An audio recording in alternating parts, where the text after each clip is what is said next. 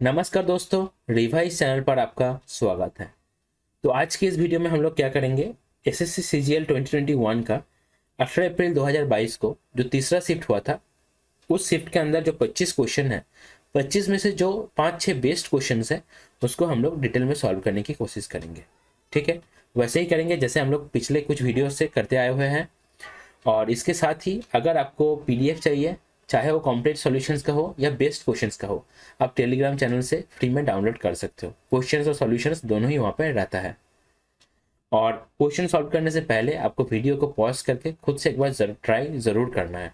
ठीक है, उसके बाद आप देखो, सॉल्व करने के बाद आप एक ट्राई दो, उसके बाद देखो कि अप्रोच कैसा है, आपके साथ मैच हो रहा है कि नहीं, और आंसर भी मैच हो रहा है कि नहीं। क्लियर है? चलिए तो स्टार्ट किया जाए क्या? चलिए स्टार्ट करते हैं। क्वेश्चन है आपका टाइम, स्पीड एंड डिस्टेंस का, बोट एंड करंट या बोट एंड स्ट्रीम जो कॉन्सेप्ट है वहां से बोला जा रहा है। Anoop can row 33 kilometre down stream and 35 kilometre up stream in 8 hours. He also can row 44 kilometer downstream and 28 kilometer upstream in the same time. How much time will he take to row 55 kilometer downstream and 14 kilometer upstream? ठीक है, तो ध्यान दीजिए। 33 kilometre क्या है? Downstream. Downstream मतलब boat और current दोनों का स्पीड हम लोग ऐड कर देंगे, प्लस आपका 35 किलोमीटर क्या है? अपस्ट्रीम है, मतलब boat minus current, that is equal to 8। And this is also equal to, time सेम ही है तो 44 बाई, ये भी है डाउनस्ट्रीम में, तो बी प्लस सी प्लस आपका 28 बाई बी माइनस सी। ठीक है, तो अभी हम लोगों को बी प्लस सी और बी माइनस सी का वैल्यू कैलकुलेट करना पड़ेगा, तभी हम लोग क्वेश्चन को सॉल्व कर सकते हैं। ठीक है, ऐसे सॉल्व करने के लिए हम लोग क्या कर सकते हैं कि बी प्लस सी को एक तरफ ले लिए और बी माइनस सी को एक तरफ ले लिए, ऐसे हम लोग कर सकते हैं। क्लियर है बात? लेकिन यहाँ पे हम लोग कोशिश करेंगे कि बी प्लस सी और बी माइनस सी इसका वैल्यू हम लोग कैसे गेस करें। मैंने पहले ही बोला है, देखिए आप ध्यान दीजिए, 33 बाई बी प्लस सी है और 44 बाई बी प्लस सी है, मतलब बी प्लस सी का वैल्यू ऐसा कुछ होना चाहिए जो 33 और 44 दोनों को ही भाग करे। मतलब 33 और 44 का जो एचसीएफ होगा that will be B plus C. और बी माइनस सी के केस में ऐसा कोई नंबर होना चाहिए जो 35 और 28 को भाग करे। क्लियर है बात? मतलब अगर हम लोग 35 और 28 का एचसीएफ फाइंड करें तो बी माइनस सी का वैल्यू हम लोग गेस कर सकते हैं। ये कोई लेजिट मेथड नहीं है सॉल्व करने का, लेकिन इस तरह से हम ट्रायल एरर से जो वैल्यू है वो गेस कर सकते हैं। क्लियर है बात? देखिए, इस तरह से अगर हम लोग करेंगे तो होगा क्या ना, आपका कैलकुलेशन करने में टाइम भी कम लगेगा। तो बी प्लस सी क्या हो जाएगा? बी प्लस सी हो जाएगा H C F of 33 and 44। And B minus C क्या हो जाएगा? ये हो जाएगा H C F of 35 and 28। तो पहले वाला हो जाएगा 11 और दूसरे वाला हो जाएगा 7। तो बी प्लस सी क्या है? 11 है, बी माइनस सी है 7। अपस्ट्रीम और डाउनस्ट्रीम का वेलोसिटी आपको दिया गया है। ठीक है, अच्छा, तो यहाँ से हम लोग बी और सी का वैल्यू हम लोग को निकलने का जरूरत नहीं है, क्योंकि हम लोग सीधा क्या करेंगे, 55 बाई डाउनस्ट्रीम मतलब बी प्लस सी मतलब 11 प्लस 14 बाई बी माइनस सी, तो 7 हो जाएगा। तो ये बनेगा 5 प्लस 2, तो ऑप्शन डी जो है, डी हो जाएगा आपका फाइनल आंसर। ठीक है, तो ज्यादातर केस में आपका आंसर ऐसे ही मैच हो जाएगा। हो सकता है कि कहीं पे क्या हो ना, आप जब अपस्ट्रीम और डाउनस्ट्रीम का वेलोसिटी से भाग करोगे तो आपका जो आंसर है वो इंटीजर में नहीं रहेगा, हो सकता है कि वो फ्रैक्शन में आ जाए, तब कैलकुलेशन थोड़ा सा कॉम्प्लिकेट हो सकता है। लेकिन अगर बोट एंड स्ट्रीम से क्वेश्चन आ रहा है तो ये एचसीएफ का कॉन्सेप्ट लगा के हम लोग ज्यादातर क्वेश्चन को आसानी से सॉल्व कर सकते हैं। ये एक्चुअली हेल्प करता है आपको कि आप बोट और स्ट्रीम, बोट और करंट, इन दोनों का वैल्यू आराम से कैलकुलेट कर पाओ बिना क्वेश्चन को सॉल्व किए। क्लियर है? थोड़ा सा लॉजिक लगाते हैं और आंसर हम लोग को मिल जाता है। क्वेश्चन है आपका परसेंटेज से। परसेंटेज का जो बहुत ही एक पॉपुलर टॉपिक है, इलेक्शन एंड वोटिंग, वहां से क्वेश्चन को लिया गया है। इस तरीके का क्वेश्चन थोड़ा सा कैलकुलेटिव भी होता है और समझने में भी थोड़ा सा दिक्कत देता है। ठीक है, तो थोड़ा सा ध्यान से समझिए। देखिए, in an election between two candidates 5% of the registered voters did not cast their vote, 10% of the votes were found to be either invalid or of nota. The winning candidate received 60% votes in his favor and won the election by 17,271 votes. Find the number of registered voters. ठीक है, आपको total कितना voter ने register किया उसका number find करना है। Clear है?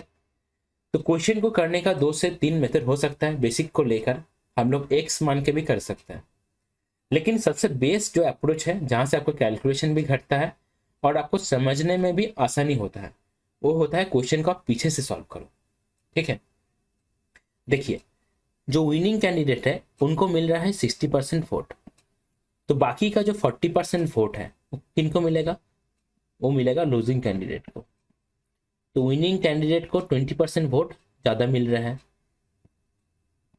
ठीक है, अब एक चीज देखिए, यहाँ पे बोल दिया गया है ओन द इलेक्शन बाय 17,271, तो 20% का वैल्यू कितना है? 20% का वैल्यू है आपका 17,271। हम लोग बोल सकते हैं 100 का वैल्यू, 100 का वैल्यू क्या है ना? 17,271 बटे 20 इंटू 100।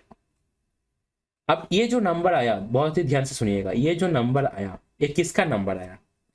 ये है वैलिड वोटों का नंबर, वैलिड वोट्स। किस लिए मैं ये बात बोल रहा हूं? क्योंकि जो 60% विनिंग कैंडिडेट को मिला, जो 40% लूजिंग कैंडिडेट को मिला, ये तो वैलिड वोट से ही आएगा ना। अगर वोट वैलिड है तभी तो दोनों में से किसी को मिलेगा। क्लियर है बात? आप देखिए, ये जो लाइन बोला गया है 10% of the votes were found to be either invalid or of NOTA, मतलब अगर 100 वोट रहा उसमें से 90 जो है आपका वैलिड वोट है। क्लियर है? तो हम लोग क्या बोल सकते हैं कि 90 का जो वैल्यू है, 90 का वैल्यू क्या है? 90 का वैल्यू है 17,271 बटे 20 इंटू 100। क्लियर है? तो 100 का वैल्यू क्या हो जाएगा ना? 100 का वैल्यू हो जाएगा आपका, ध्यान रखिए कैसे हम लोग लिख रहे हैं, 17,271 इंटू 100 बटे 20 इंटू 90, पूरा पीछे से कर रहे हैं।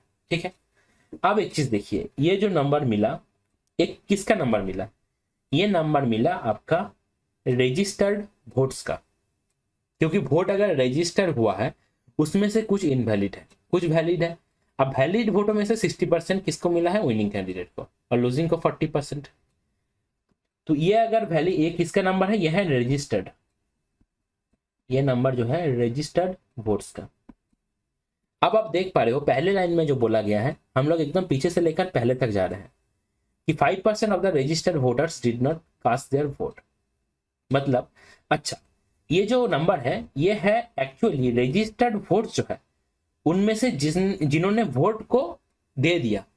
ठीक है, मतलब आप बोल सकते हो कास्टेड, अब लिख सकते हो casted registered votes, casted registered votes. Clear है? क्योंकि अगर रजिस्टर्ड वोट है उसमें से अगर कास्ट किया है तभी ना उसके बाद पता चलेगा कि वैलिड है या इनवैलिड है। क्लियर हो रहा है क्या? तो 5% of the voters did not cast their vote, मतलब क्या? 100 में से 95। तो 95 का वैल्यू है ये, मैं लिख दूं पूरा इक्वेशन जो बन रहा है। 95 का वैल्यू है 17,271 इंटू 100 इंटू आपका 100 बटे 20 इंटू 90, यह है 95 का वैल्यू। तो एक का वैल्यू बटे 95, 100 का वैल्यू, 100 का वैल्यू क्या है? Number of registered voters into 100। इस पूरे कैलकुलेशन को अगर हम लोग करेंगे तो हम लोग का आंसर मिल जाएगा। इस तरीके का क्वेश्चन को करने के लिए सबसे आसान मेथड जो है, एकदम पीछे से जाओ और आगे तक आओ।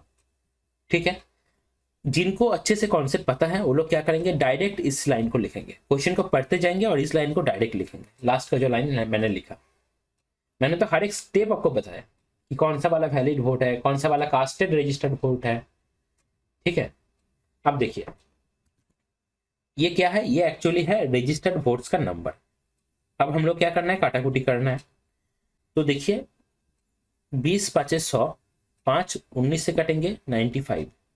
अच्छा, 0 से 0 कट गया तो ये हम लोग 9 से कट सकते हैं क्या? 9 से कट सकते हैं। देखिए 9 1 9, 8 रह गया, 9 9 81, एक रह गया, 9 1 9 और 9 9 81। अब 19 से अगर काटेंगे तो 101 आ रहा है। ठीक है, तो 101 के बाद 3 0 आएगा, 101 के बाद 3 0 आएगा, तो ऑप्शन सी हो जाएगा आपका करेक्ट आंसर। देखिए कॉम्पिटिटिव एग्जाम में क्वेश्चन को सॉल्व करने के लिए बहुत सारा मेथड हो सकता है, ठीक है, लेकिन आपको उसी मेथड को चूज करना है जो लगभग 90% केस में वैलिड हो, 90% उसी पैटर्न का क्वेश्चन के लिए वैलिड हो, उसके साथ ही जिनको करने में आपको टाइम कम लगे। क्लियर है बात?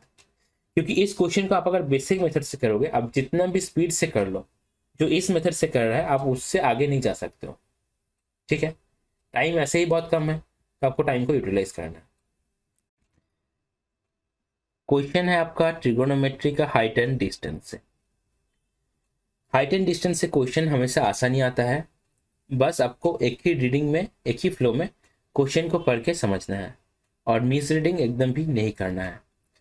बोला जा रहा है from the top of a 195 high cliff the angles of depression of the top and bottom of a tower are 30 degree and 60 degree respectively, find the height of the tower.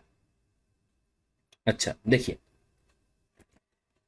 एक तरफ है आपका हाई क्लिफ और दूसरी तरफ है आपका tower.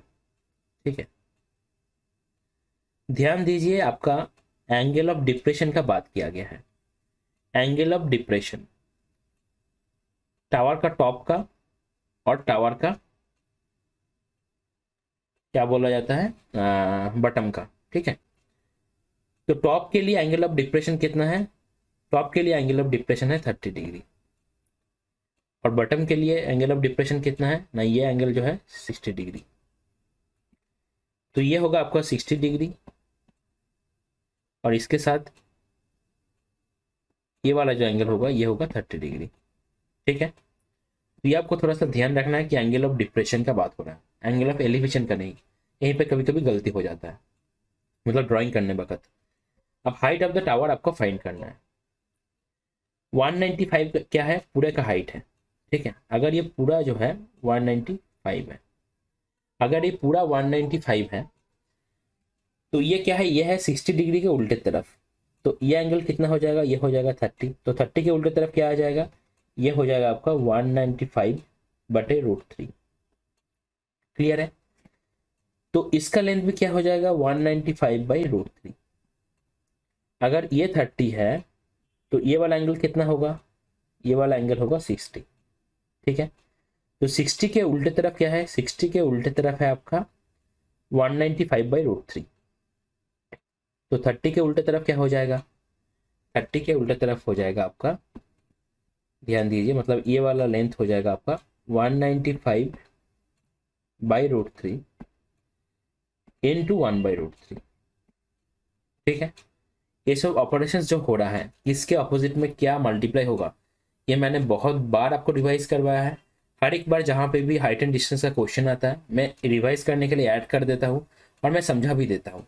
ठीक है, तो देखिए ये क्या आएगा? 195/3, तो 3 से अगर काटेंगे तो 3 6 18 और इधर आपका 3 5 15। तो ये वाला लेंथ कितना है? ये है हाइट ऑफ द टावर, ये हो जाएगा 195 - 65, तो हो जाएगा आपका 130। ऑप्शन सी जो है हो जाएगा आपका करेक्ट आंसर। क्लियर है क्या?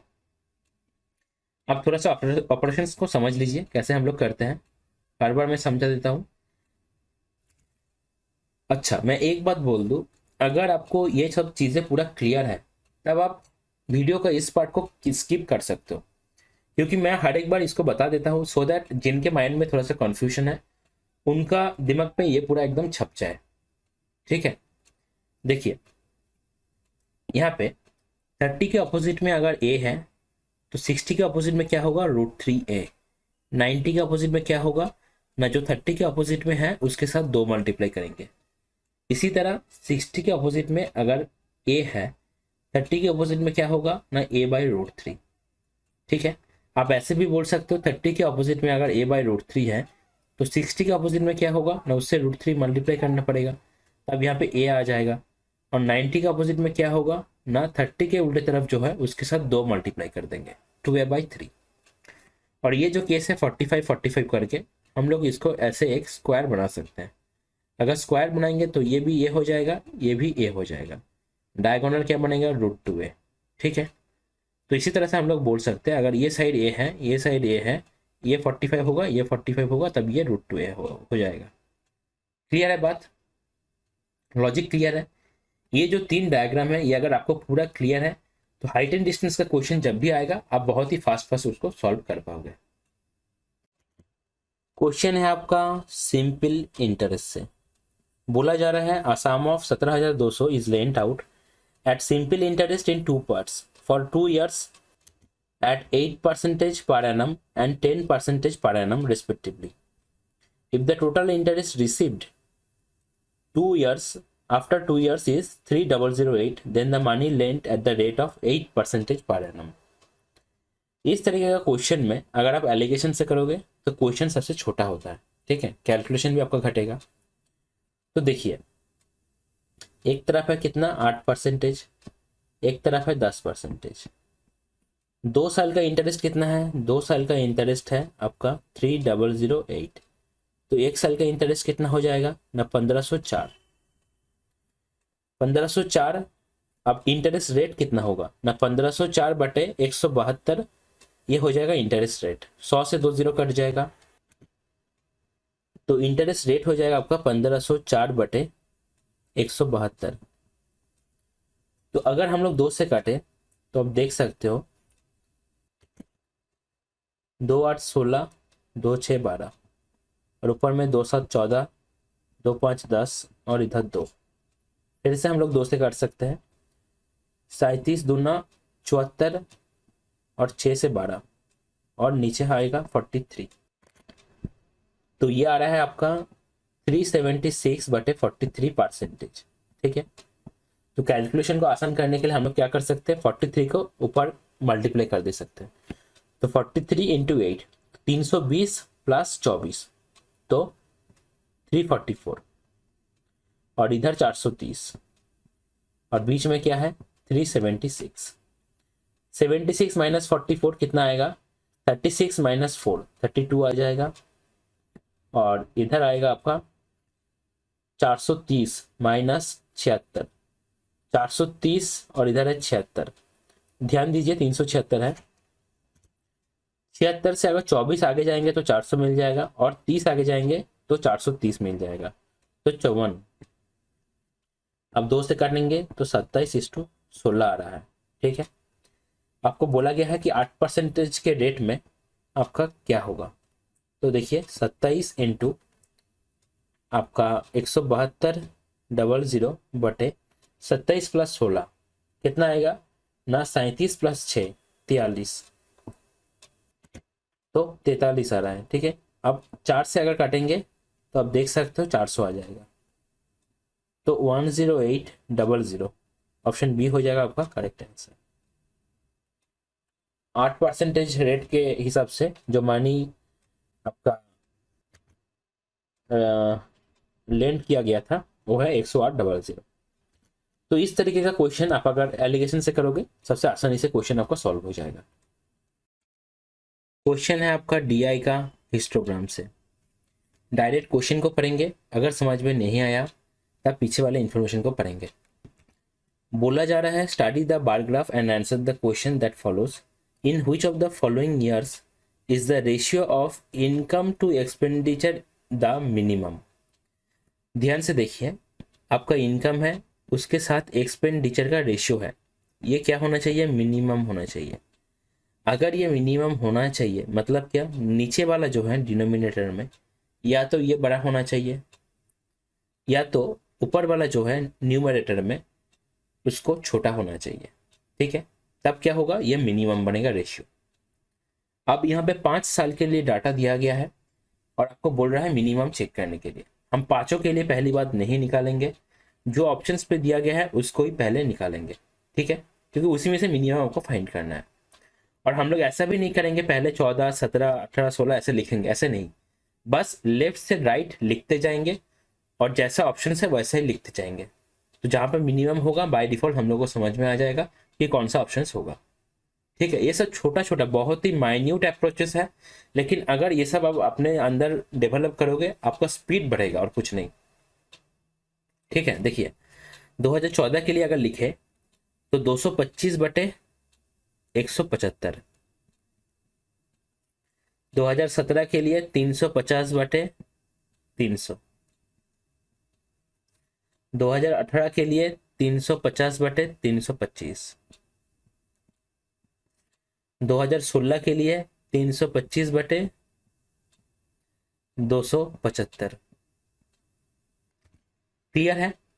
अब देखिए जो बेसिक मेथड है, यहाँ पे आपको क्या करना है, हर एक का जो फ्रैक्शन का जो वैल्यू है लगभग कैलकुलेट करना पड़ेगा। आप पहले काट के छोटा कर लो, फिर आप कैलकुलेट करो। ये होता है जो लेजिट प्रोसेस है। ठीक है, लेकिन अगर हम लोग थोड़ा सा ध्यान से देखें, यहाँ पे डिफरेंस कितना है 50, यहाँ पे डिफरेंस कितना है 50, यहाँ पे डिफरेंस कितना है 25, और यहाँ पे डिफरेंस कितना है, मतलब न्यूमरेटर माइनस डिनोमिनेटर हम लोग फाइंड कर रहे हैं, यह है 50।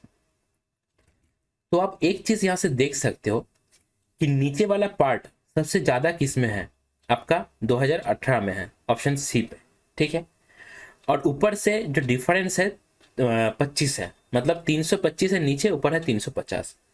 तो यहाँ पर आप देख पा रहे हो कितना क्लोज है, मतलब 350 जो है 325 के बहुत करीब है, और ऊपर से 325 क्या सबसे मैक्सिमम भी है।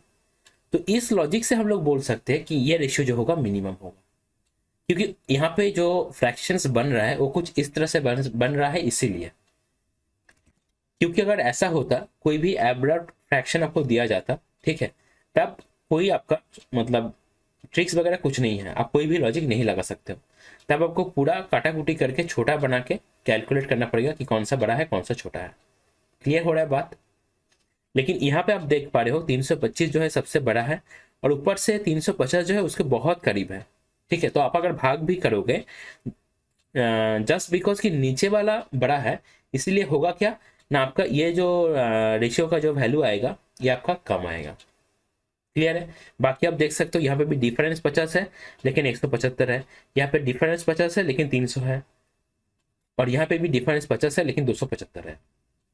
तो सबसे क्लोज जो है 325 के सबसे करीब है 350। क्लियर है? तो ये 1 पॉइंट सबसे कम आएगा, बाकी सब में 1.6 1.7 आ सकता है, लेकिन यहाँ पे 1 पॉइंट एकदम 1 पॉइंट आप देखो ना क्या आएगा। अगर एक बार जाएगा तो 25 आएगा, ठीक है, 350 माइनस तो 250 बनेगा, तो 250 तो ऐसे भी नहीं जाएगा, तो 1.0 समथिंग आएगा। क्लियर हो रहा है बात? तो ऑप्शन सी जो है हो जाएगा आपका करेक्ट आंसर। ये था आपका इस वीडियो का लास्ट क्वेश्चन। इसके साथ ही इस लेक्चर को हम लोग यहीं पे एंड करेंगे। वीडियो के अंदर जितना भी क्वेश्चन है उसका क्वेश्चन एंड सॉल्यूशन दोनों ही आप लोग पीडीएफ के फॉर्मेट में टेलीग्राम ग्रुप से डाउनलोड कर सकते हो at free of cost. Telegram group का लिंक आपको डिस्क्रिप्शन में मिल जाएगा, वहाँ से टेलीग्राम ग्रुप में जाकर आप पीडीएफ को डाउनलोड कर सकते हो। इसके साथ ही अगर किसी को लगता है कि किसी भी क्वेश्चन में इससे भी बेटर अप्रोच हो सकता है तो आप कमेंट कर सकते हैं। इसके साथ ही हम लोग का टीम का जो मेल आईडी है रिवाइज properly@gmail.com, यहाँ पे भी आप लोग मेल भी कर सकते हैं। अगर आपका कोई पर्टिकुलर सजेशन भी है तो भी आप लोग मेल कर सकते हैं। क्लियर है? अब क्वेश्चन आता है कि कैसे हम लोग वीडियोस को अपने काम में लें, अच्छे से यूटिलाइज करें, कैसे हम लोग वीडियो से प्रैक्टिस करें। ठीक है, ये भी थोड़ा सा समझ लीजिए। देखिए ये सब बहुत बेसिक सा चीज़ है, लेकिन बहुत लोगों का क्या होता है कि पूरा प्रॉपर आइडिया नहीं रहता है, तो थोड़ा सा वो लोग भटक जाता है। ठीक है, चीज़ों को करता है लेकिन प्रोसेस जो होता है थोड़ा सा सही नहीं रहता। तो प्रैक्टिस कैसे करना है समझ लीजिए। आपने वीडियो को स्टार्ट किया, वीडियो को स्टार्ट करने के बाद क्वेश्चन को देखते ही आपको पॉज कर लेना है। पॉज करके आपको क्वेश्चन को सॉल्यूशन करना है। ठीक है, हो सकता है कि आपका अप्रोच बेटर ना हो सकता है आपको टाइम ज़्यादा लगे लेकिन किसी भी तरह आपको आंसर तक पहुंचना है। इसके बाद आपको वीडियो को देखना है। अगर आपने देखा कि अप्रोच कुछ बेटर है आपसे, तो आप सीख लीजिए अप्रोच को अच्छे से, क्या किया गया है समझ लीजिए। ठीक है, अगर देखा कि सही सही अप्रोच है आपका भी और वीडियो का भी, तब आप आगे बढ़ जाइए। ठीक है, ये पॉज वाला बात बहुत ज़्यादा इंपॉर्टेंट है। हर एक क्वेश्चन में आपको पॉज करके ज़रूर से ज़रूर खुद से खुद आपको पहले ट्राई करना ही है, तभी आपको ये प्रैक्टिस काम में आएगा। क्लियर हुआ बात? ओके, नेक्स्ट देखिए, जितना क्वेश्चन है उसका आपने पहली बार वीडियो के साथ प्रैक्टिस तो किया, लेकिन कुछ क्वेश्चन ऐसा होगा जहाँ पे क्वेश्चन जो है एक ही फ्लो पे आपका नहीं बनेगा।